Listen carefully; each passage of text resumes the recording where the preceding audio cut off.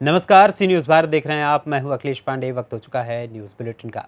इस बुलेटिन में हम आपको बताएंगे कि कहां संदिग्ध परिस्थितियों में मिला युवक का शव, कहां निजी अस्पताल में निरीक्षण करने आई टीम ने अस्पताल संचालक को दिया 3 दिन का नोटिस, कहां 2 दिवसीय कोविड टीकाकरण महाअभियान चलाया गया।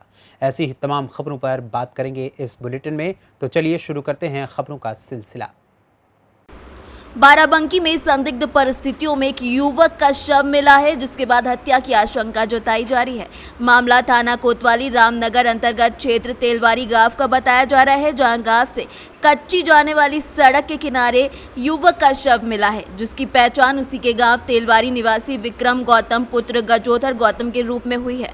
मृतक परिजन के द्वारा गांव की ही 5 से 6 लोगों पर हत्या किए जाने की आशंका जताकर तहरीर दे दी गई है, जिसके बाद थाना रामनगर पुलिस और उच्च अधिकारी के द्वारा जांच पड़ताल की जा रही है। वहीं एडिशनल एसपी पुरेंद्र सिंह का बयान भी सामने आया है। थाना रामनगर के तेलवारी से कच्ची जाने वाली सड़क पर युवक की लाश जो मिली है, उसके सर पर चोट के निशान भी हैं। गांव का ही रहने वाला विक्रम गौतम, उसके सर पर जो चोट के निशान हैं, उसी के कारण मृत्यु हुई है। मौके की घटना सभी अधिकारियों के द्वारा निरीक्षण भी किया गया है।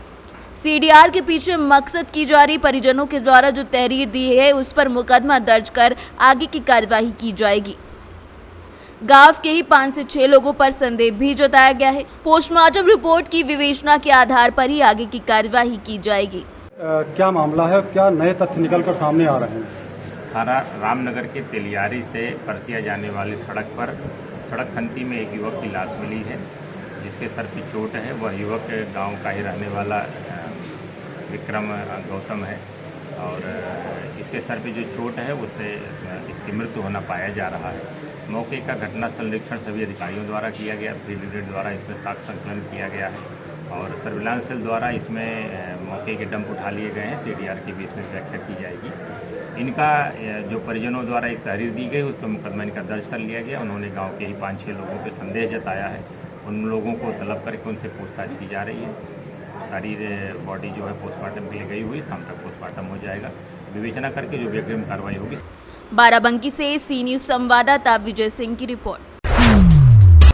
बुलंदशहर में स्वास्थ्य विभाग और प्रशासन की संयुक्त टीम और निजी अस्पताल का निरीक्षण किया गया, जहां ना तो कोई डॉक्टर मौजूद मिला और न ही अस्पताल से जुड़े कोई भी कागजात टीम को दिखाए गए, जिस पर विभागीय टीम ने संचालक को 3 दिन का नोटिस दिया है। ये तस्वीरें खुर्जा के जंक्शन मार्ग स्थित संचालक एक निजी अस्पताल की है, जहां खुर्जा तहसील और स्वास्थ्य विभाग की संयुक्त टीम ने निरीक्षण किया। इस दौरान अस्पताल में मरीज भर्ती कराए गए, जबकि 2 दिन पहले एक गर्भवती महिला का ऑपरेशन भी हुआ था। निरीक्षण करने पहुंचे एसीएमओ डॉक्टर सुनील ने जानकारी देते हुए बताया कि मौके पर मौजूद स्टाफ के द्वारा अस्पताल से जुड़े एक भी कागजात टीम को नहीं दिखाए गए, जबकि अस्पताल में मरीजों का इलाज भी होता है। एसीएमओ के मुताबिक अस्पताल में कोई डॉक्टर भी उपलब्ध नहीं है, जिसके बाद टीम ने अस्पताल संचालक को नोटिस देकर 3 दिन का समय दिया है। डॉक्टर सुनील ने बताया कि अगर 3 दिन बाद भी अस्पताल से जुड़े कोई कागजात नहीं दिखाए गए तो कार्रवाई करते हुए अस्पताल को सीज कर दिया जाएगा। हॉस्पिटल का निरीक्षण किया गया। निरीक्षण के समय पर कोई भी डॉक्टर उपलब्ध नहीं था और यहाँ पर इनका स्टाफ भी कोई प्रतिष्ठित स्टाफ नहीं है, इसलिए इनको नोटिस दे दिया गया है। अगर नोटिस का जवाब संतुष्ट नहीं मिलता है तो अस्पताल को सील कर दिया जाएगा। सर, बच्चे की भी नर्सरी चल रही है, जब नर्सरी में देखिए भाई, बच्चा भर्ती है, एक महिला भर्ती है, इसका ओपन हो चुका है। ठीक है, बच्चा भी 2 दिन से भर्ती है, बता रहे हैं डिलीवरी यहीं हुई थी। और एक नाम महिला जो भर्ती अस्पताल में, उसका ओपन हुआ है यहीं पर ही। वही डॉक्टर साहब सर्जन है कि नहीं है, सब डिलीवरी चेक की जाएगी। अभी तक कोई कागज आपको नहीं दिखाया गया? अभी तक कोई कागज नहीं दिखाया गया है। अभी इसी वजह से इनको 3 दिन का नोटिस दिया गया है। अगर कागज दिखाते हैं तो उसका जवाब संतुष्टपूर्ण रहता है तो ठीक है, नहीं तो बुलंदशहर से सीनियर संवाददाता नितिन सिंह राजपूत की रिपोर्ट। जिले के नए कप्तान के चार्ज लेने के बाद ही पुलिसिंग की अच्छी व्यवस्था देखने को मिल रही है। साथ ही साथ जनता में भी कप्तान की सराहना कर रही है, क्योंकि लगातार जनता के बीच जाकर जनता की समस्याएं सुन रहे हैं और आने वाले ऑफिस में फरियादियों की फरियाद सुनने के बाद मासूम बच्चों को टॉफियां भी खिला रहे हैं और तत्काल कार्यवाही करने के आदेश भी दे रहे हैं। की तरफ से कुछ नए कदम उठाए जा रहे हैं सर, क्या ये कदम कब से वो हो जाएंगे सर? पीड़ित की समस्याओं का समाधान थाना स्तर पर ही हो जाए, ये बहुत ज़रूरी है, ताकि पीड़ित व्यक्ति को कहीं अन्यत्र भटकना ना पड़े। इसके लिए सभी थानों में रिसेप्शन की व्यवस्था की जा रही है जिस पर ट्रेनिंग शुदा महिला कांस्टेबल्स लगाई जाएंगी। इनका कार्य रहेगा कि थाने पर आने वाले किसी भी व्यक्ति का, किसी भी पीड़ित की समस्या को सुनना और अपने रजिस्टर में अंकित करना और उसकी समस्या को अविलंब अटेंड करा देना। साथ ही उस पीड़ित व्यक्ति से 2 दिन बाद फीडबैक लेना कि उसकी समस्या का निदान हो गया है या नहीं हो गया है। ये भी इस रिसेप्शन का काम रहेगा।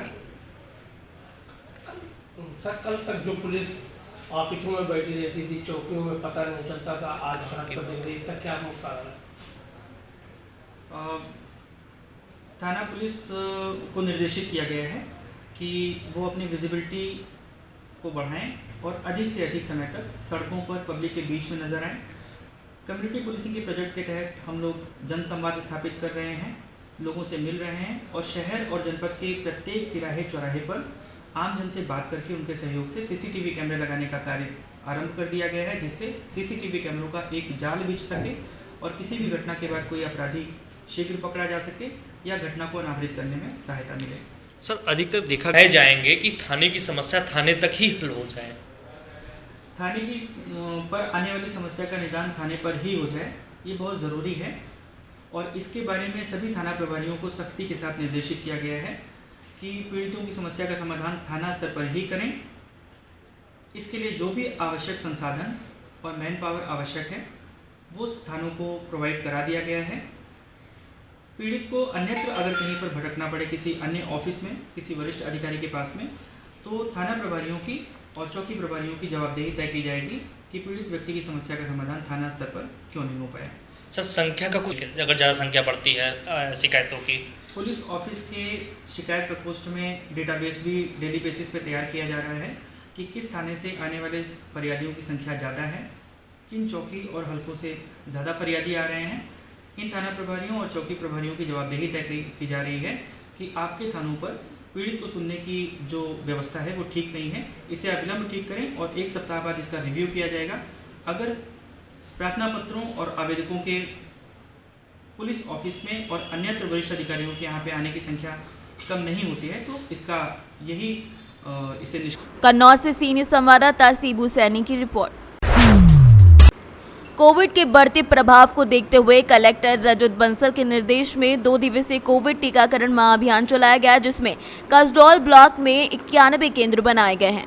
बढ़ते संक्रमण के बीच कलेक्टर रजत बंसल के निर्देशन में 2 दिवसीय टीकाकरण महाअभियान चलाया गया, जिसे 2 पालियों में लगाया जाएगा। साथ ही टीकाकरण की शुरुआत से पहले ही कलेक्टर रजत बंसल ने औचक निरीक्षण भी किया। वहीं कसडौल सामुदायिक केंद्र के बीएमओ डॉक्टर अंजवान सिंह चौहान ने मीडिया से चर्चा कर कहा कि कोरोना संक्रमण के चौथी लहर तेजी से बढ़ रही है, जिसके चलते एक बार फिर टीकाकरण महाअभियान चलाया जा रहा है। साथ ही डॉक्टर चौहान ने बताया कि 18 से ज्यादा उम्र के लोगों में 75% वैक्सीनेशन हो चुका है। कोविड की चौथी लहर को जैसा देख रहे हैं कि बढ़ रहा है लहर, तो उससे बचाव के लिए वैक्सीनेशन ही एक उपाय है, जिसके लिए हमारे विकासखंड कसडोल में अभी आज विशेष अभियान चलाकर दिनांक 22 जुलाई और 23 जुलाई को इसमें विशेष अभियान में 94 जगह अलग अलग साइट लगाया गया है, जिसमें बूथ वाइज और अलग अलग घर घर जाकर डोर टू डोर वैक्सीनेशन किया जा रहा है। डोर टू डोर वैक्सीनेशन से ऐसे हितग्राही जो अभी तक छूट गए हैं, जिनका फर्स्ट डोज छूटा है, सेकंड डोज छूटा है और उसके बाद इसको छोड़ करके बूस्टर का डोज भी लगाया जा रहा है। 18 वर्ष से ऊपर सभी उम्र के लोगों को बूस्टर डोज लगाया जा रहा है। बूस्टर डोज के लिए 6 महीने का अंतराल जरूरी है। सेकेंड डोज के बाद 6 महीने का अंतराल वाले को बूस्टर डोज लगाया जा रहा है। कोरोना महामारी से बचाव के लिए वैक्सीनेशन बहुत ज़रूरी है और जो वैक्सीनेटेड हैं वो पॉजिटिव आ सकते हैं, लेकिन उनकी मृत्यु नहीं होती, तो हमको वैक्सीनेशन बहुत ज़रूरी है। कसडौल से सीनियर संवाददाता अमीर दास की रिपोर्ट। थाना गोवर्धन प्रभारी निरीक्षक नितिन कसाना के नेतृत्व में आयोजित थाना दिवस में कुल 3 फरियादी पहुंचे। इनमें से एक का मौके पर ही निस्तारण करा दिया गया। बाकी 2 शिकायतों के निस्तारण के लिए पुलिस और राजस्व विभाग की टीमें भेजी गई हैं। इस दौरान थाना दिवस में अडींग गांव की एक महिला ने ग्राम प्रधान पर जमीन पर कब्जा करने का आरोप लगाया है। महिला ने कहा कि ग्राम पंचायत प्रधान हमारी पुश्तैनी जमीन पर सीसी सड़क निर्माण कार्य करा रही है, जबकि जमीन स्वयं की है, जिसे हम पैसे के अभाव के कारण बनवा नहीं पाए। वहीं थाना प्रभारी नितिन कसाना ने महिला की शिकायत को संज्ञान लेकर तुरंत अधीनस्थ अधिकारियों को दिशा निर्देश दे दिए हैं। क्या नाम है आपका? कहाँ की रहने वाली हो? किस मामले को लेके आज आप थाना आई हैं आप हमारी जगह पे आरती डाल रहे हैं गुरजान साहब को, फिर जबरदस्ती डलवा रहे हैं पुलिस चौकी से पुलिस वाले इनको बुलाना। अच्छा, और खड़े के लिए आरती डलवाते ये मेरी जगह पर बड़े बूढ़े इनकी पुरानी जगह गरीबी रेखा में मैं बनाना पड़ा। तो आज आपने यहाँ शिकायत दी है, क्या कहा है एसओ साहब ने? शिकायत दी है तो यहाँ कह रहे हैं हम तुम्हारी सुनवाई करेंगे। तो आप इनकी कार्रवाई से संतुष्ट हैं? मथुरा से सी न्यूज़ संवाददाता विष्णु की रिपोर्ट। अमन और शांति के लिए निकाली गई साइकिल यात्रा कानपुर से दिल्ली निकाली गई, जो खुर्जा अलीगढ़ होते हुए कानपुर में 15 जुलाई को निकली थी, जो 25 जुलाई को यूक्रेन दूतावास जाकर बातचीत के दौरान समाप्त होगी। भारत और मैं आपके साथ उत्तेज जवान, जैसा कि लोग कहते हैं जय जवान और जय किसान, तो यहाँ पर देख सकते हैं आप, ये कब कहने में ही अच्छा लगता है। हमारे जो किसान हैं ये अन्नदाता कहे जाते हैं और अन्नदाता हैं। जब अन्नदाता ऐसे धरने को उतर जाता है, अपनी परेशानी क्या और लोगों की परेशानी के लिए उतरता है, तो तब सोचिए जब अन्नदाता जब धरने को उतर जाएगा तो अन्न कहाँ से आएगा। तो हम देखते हैं खुर्जा कोतवाली नगर में मौजूद है इस टाइम पे हम, और हम अपने किसान भाइयों से जानने का प्रयास करेंगे कि ऐसा क्या कारण रहा जो यहाँ पर इतनी तादाद में चलकर वो आए हैं। तो नमस्कार, क्या नाम है आपका? गजेंद्र शर्मा जी, ये बताइए ऐसी क्या समस्या आ गई जो आप एकत्रित होकर और खुर्जा कोतवाली का घेराव कराया? मैं राष्ट्रीय संगठन महामंत्री हूँ संगठन का। मैंने कोतवाल महोदय को 17 तारीख को एक घटना हो गई थी 2 महीने पहले, उसने फोन किया कोतवाल महोदय को कि हमारे ही कार्यकर्ता हैं, और कार्यकर्ता नहीं प्रदेश लेवल के हमारे पदाधिकारी हैं, प्रदेश अध्यक्ष है दीपक कुमार गुप्ता जी, ये पेट्रोल पंप पे गए थे और इनके साथ काफी लोग गए थे। सभी ने बोतल में तेल लिया था पेट्रोल पंप से, और करीब 10-12 लोगों ने जब बोतल में तेल ले लिया तो पेट्रोल पंप वालों को ये शक हो गया कि ये कहीं हमारी घटटोली की जांच तो नहीं करने आए हैं। ये किसान यूनियन के नेता हैं, इन्होंने भी अपनी बोतल में जब 1 लीटर तेल लिया तो 1 लीटर तेल में आधा लीटर से थोड़ा ज्यादा तेल था, आधा लीटर से थोड़ा ज्यादा तेल था। उसके बाद जब इन्होंने कहा कि ये क्या हो रहा है, ये अनियमितताएं क्यों बढ़ती जा रही है, घटटोली क्यों की जा रही है, तो वहाँ जो पेट्रोल पंप के जो कर्मचारी थे उन्होंने हमारे पदाधिकारी के साथ बदतमीजी की, मारपीट की, और वहाँ सीसीटीवी कैमरे लगे हुए थे। हमारे पदाधिकारियों ने आके मान्यवर के लिए प्रार्थना पत्र दिया FIR दर्ज करने के लिए, FIR दर्ज नहीं हुई। उसके बाद 2 बार उप जिलाधिकारी महोदय खुर्जा को ज्ञापन दिया गया। उसके बाद 17 तारीख को हम लोग यहाँ एक मीटिंग थी, उसमें आए हुए थे। हमने मीटिंग में से फोन किया कोतवाल महोदय खुर्जा को कि इस तरह से हमारे कार्यकर्ता के साथ, हमारे पदाधिकारी के साथ एक घटना घट गई है, 2 महीने हो गए हैं, वो मुकदमा क्यों नहीं लिखा जा रहा है। तो मान्यवर का कहना था कि मुझे तो 1 महीना ही हुआ है, अभी घटना 2 महीने पुरानी है, तो आपने पुराने कोतवाल से क्यों नहीं FIR दर्ज कराई। तो मैंने कहा आपके लिए भी तो 1 महीना हो गया, यदि आप कोतवाली का चार्ज लिए हुए हैं और आप इस तरह की बात करेंगे तो क्या होगा, आम जनता का क्या होगा, जब पदाधिकारी का क्या हो रहा है। जब हम लोग किसी एक आम आदमी के साथ, मजदूर के साथ, किसान के साथ कोई अत्याचार होता है, वो हमारे पास आता है, हम उसको लेके यहाँ लेके आते हैं, उसकी यहाँ प्रथम सूचना दर्ज कराते हैं, और यदि हमारी प्रथम सूचना दर्ज नहीं हो रही तो हम किसको लेके आएंगे। तो जैसा कि आपने बताया पेट्रोल पंप पे जो घटटोली की जो चली आ रही है, तो किस पेट्रोल पंप की घटना है? जयराम तो हम इनसे भी जानकारी, क्या नाम है आपका? तो दीपक गुप्ता जी, आप बताइए अपने जो आपके साथ बीता है, जो हुआ है, कौन से पेट्रोल पंप की घटना है? ये Jairam and sons GT road Khurja पे पंप है। तो GT रोड खुर्जा पे पंप है, तो आपने इसका जो विरोध किया, विरोध करने पर आपके साथ ही उल्टा विरोध करने के बाद वहाँ मारपीट हुई, मेरे साथ झगड़ा हुआ, और मैंने उस झगड़े की प्रथम सूचना माननीय SDM महोदय खुर्जा को दी। तत्काल उसी समय सूचना दी माननीय SDM महोदय को। उन्होंने कहा ठीक है भैया, मैं देख रही हूँ, आप 112 पे कॉल करो। मैंने 112 पे कॉल कर सूचना करके रजिस्टर कराई, और 112 पे कॉल करने के बाद वहाँ पुलिस पहुँची और उन्होंने वहाँ देखा, और फिर उसके बाद मैंने यहाँ आके थाने में वो वहाँ बाद मैं तो चला गया वहाँ से, क्योंकि झगड़ा हुआ तो मैं तो वहाँ से बच गया। उसी बीच में उन्होंने, मैं जब फ़ोन कर रहा था तो मेरा फ़ोन हाथ से छीन लिया, क्योंकि वो पंप के कर्मचारी सारे इकट्ठा हो गए, मैनेजर सारा स्टाफ वहाँ इकट्ठा हो गया। उन्होंने मेरा जो है फ़ोन लेकर और फ़ोन फेंक के मारा, तोड़ दिया। तो उसके बाद में आपने जिलाधिकारी महोदय जो है वो उप जिलाधिकारी महोदय जो है उनको उन्होंने बताया, उन्होंने कहा कि उन्होंने अभी बताइए एफआईआर अभी तक लिखी गई है नहीं? अभी तक एफआईआर दर्ज नहीं हुई है। दर्ज नहीं हुई है। अभी तक तो आप देख सकते हैं जब जो किसान नेता हैं, जो किसान हैं, इनके पास लोग जो मजबूर होते हैं वो आते हैं अपनी समस्या को लेकर और वो उसका समाधान भी कराते हैं, लेकिन जब इनकी समस्या का इनका कहना है इनकी समस्या का समाधान नहीं होगा तो कोई मजबूर या कोई लाचार इनके पास कैसे आएगा। तो आप देख सकते हैं जब तक दलाली के तौर पे विवेचनाएं होती रहेंगी और एफआईआर लिखती रहेंगी, जब तक कभी भी भ्रष्टाचार खत्म नहीं होगा। कैमरामैन सचिन राघव के साथ उपदेश चौहान, सी न्यूज भारत। बुलंदशहर से सी न्यूज संवाददाता उपदेश चौहान की रिपोर्ट। जनपद देवरिया के जिलाधिकारी पुलिस अधीक्षक ने कारागार का निरीक्षण किया। वहां पर कोई भी आपत्तिजनक सामान नहीं मिला है। आपको बता दें, जिलाधिकारी जितेंद्र प्रताप सिंह ने पुलिस अधीक्षक देवरिया संकल्प शर्मा के नेतृत्व में जिला कारागार का औचक निरीक्षण किया। इस दौरान जेल कर्मियों को उचित दिशा निर्देश भी दिए गए। आज जिला कारागार देवरिया का जो मासिक निरीक्षण जिलाधिकारी और पुलिस अधीक्षक को करना होता है, उसी क्रम में आज आकस्मिक रूप से हमारी पूरी टीम के द्वारा एडीएम फाइनेंस और सीओ सिटी और हमारे बहुत सारे जो अन्य पुलिस अधिकारी हैं उनके साथ किया गया। सभी बैरकों का निरीक्षण किया गया। कोई आपत्तिजनक वस्तु नहीं मिली है।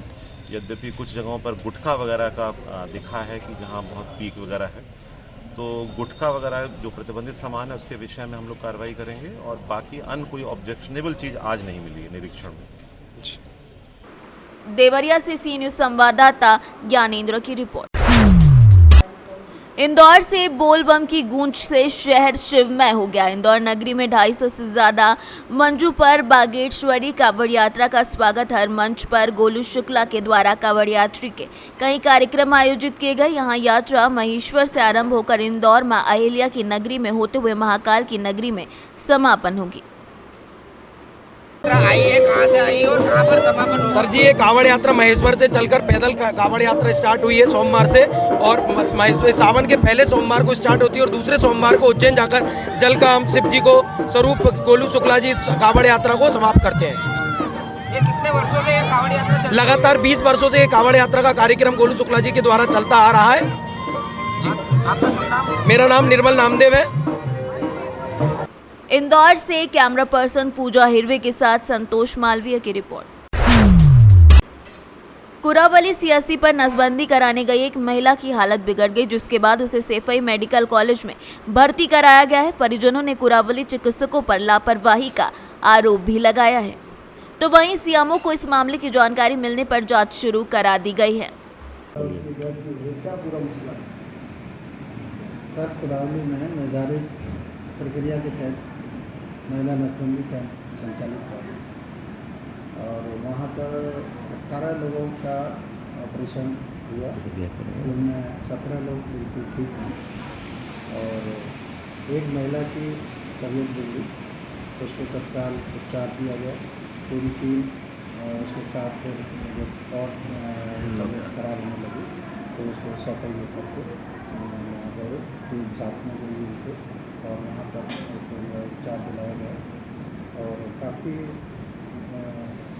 उपचार के उपरांत उसको बचाने में कामयाबी नहीं मिली। क्या कहा सकता, क्या इस पर जांच कराई जा रही है, लगे है उसके बारे में जो भी निकल के आएगा उसको लाया जाएगा। तो पता चल रहा है कि 9 महिलाओं की तबीयत खराब हुई है, जिनको स्वास्थ्य विभाग के अधिकारी कर्मचारियों ने तत्काल आनंद में शिफ्ट किया। ऐसा कोई मामला है? ऐसा कोई मामला नहीं है। सभी बाकी 17 लोग बिल्कुल ठीक हैं और वो अपने स्वास्थ्य लाभ ले रहे हैं, सब अपनी बात कर रहे हैं।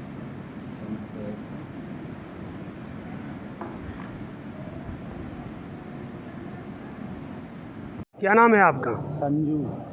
पिताजी का नाम क्या है? श्री ठाकुर दास। कहाँ के रहने वाले हैं आप? नंगला धर्मपाल थाना पहुँचा।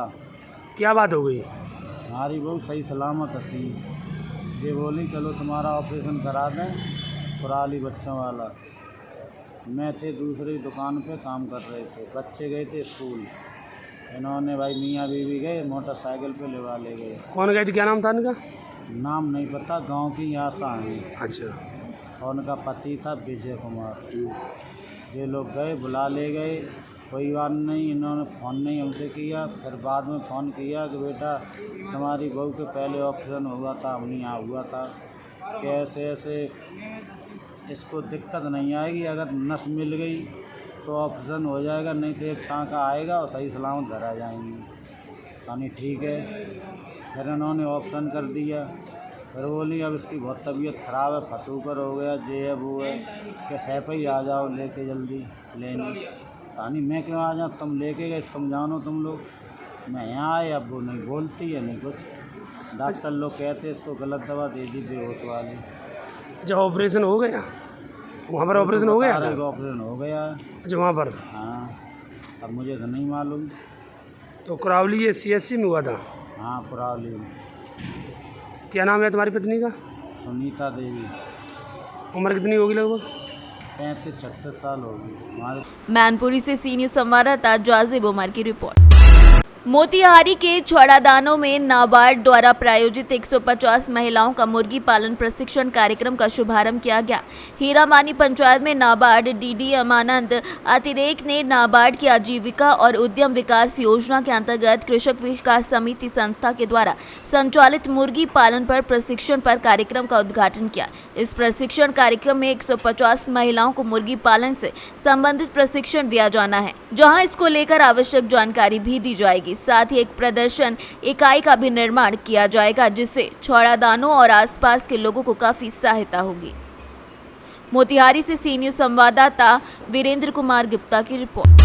जिला बेसिक शिक्षा अधिकारी संजय सिंह के आदेश पर खंड शिक्षा अधिकारी अवागढ़ कुमारी पवन के निर्देशन में नोडल शिक्षक संकुल धनवीर सिंह सिसोदिया और प्रधानाध्यापक राजेश कुमार सिंह की उपस्थिति में उच्च प्राथमिक विद्यालय नीमखेड़ा के जर्जर भवन की नीलामी और ध्वस्तीकरण हेतु अंतिम चौथी बोली के लिए सभी ग्रामवासियों एवं क्षेत्रवासियों की मौजूदगी में आज यानी 23 जुलाई को लगभग 11:30 बजे नीलामी की बोली शुरू की गई। नीलामी की बोली लगाने वालों में मधुसूदन सिंह ग्राम प्रधान नीमखेड़ा, रमेश पाल सिंह जादौन पत्रकार, रामवीर सिंह मास्टर साहब, जुगल प्रताप सिंह ग्राम प्रधान मुरसमा, राहुल प्रताप सिंह एवं पोखपाल द्वारा नीलामी की बोली लगाई गई। नीलामी की बोली 11:30 बजे शुरू होकर 1 बजे संपन्न हुई। खुली बैठक में नीलामी की अंतिम बोली 82,000 रुपए में पोखपाल के नाम पर सर्वसम्मति से समाप्त कर दी गई, जिसमें जमानत राशि के तौर पर नीलामी की अंतिम बोली की 25% धनराशि के रूप में 20,500 रुपए नकद जमा किए गए। मौके पर ग्राम वासियों के साथ अन्य कई क्षेत्रीय लोग मौजूद रहे। एटा से न्यूज संवाददाता रमेश जादौन की रिपोर्ट। खबर हरदोई से है, जहां बहुती निवासी रज्जू पुत्र रामचरण ने प्रतिबंधित पेड़ों को ही बेच डाला। थाना अतरौली व वन रेंज संडीला की शह पर लकड़ कट्टों ने प्रतिबंधित पेड़ों पर आरा चलाया। जहां एक ओर सरकार वृक्षारोपण का अभियान चला रही है, वहीं दबंग लकड़ कट्टे प्रतिबंधित पेड़ों पर आरा चलाने से चूक नहीं रहे और जिम्मेदार मौन है। हरदोई से सी न्यूज संवाददाता आशीष गुप्ता की रिपोर्ट। जनपद मिर्जापुर में आज प्रभारी निरीक्षक चुनार मय पुलिस टीम के साथ क्षेत्र में भ्रमण कर रहे थे। इस दौरान मुखबिर की सूचना के आधार पर तिहारा पक्की सड़क शमशान घाट चुनार से 2 नफर अभियुक्तों को गिरफ्तार करते हुए उनके कब्जे से 105 ग्राम हीरोइन, लगभग 11 लाख रुपए कीमत की और हीरोइन बिक्री के 51,000 रुपए बरामद किए गए। मिर्जापुर में अपराध एवं अपराधियों के खिलाफ जो अभियान चल रहा था, खासकर जो नशे के अपराधी हैं, नशा जो बेचने का कार्य करते हैं, उसमें थाना चुनार टीम को बड़ी सफलता हाथ लगी है। 2 व्यक्तियों को गिरफ्तार किया गया है, जिनके पास से अनुमानित कीमत 11 लाख रुपए की हेरोइन जो है वो बरामद की गई है। ये लोग ये हेरोइन को बाकी लोगों में डिस्ट्रीब्यूट करने का कार्य करते थे। इनके पास एक वेट मशीन भी मिला है और ऐसे ही जो जनपद मिर्जापुर में ऐसे अपराधियों के खिलाफ लगातार अभियान चलते रहेगा।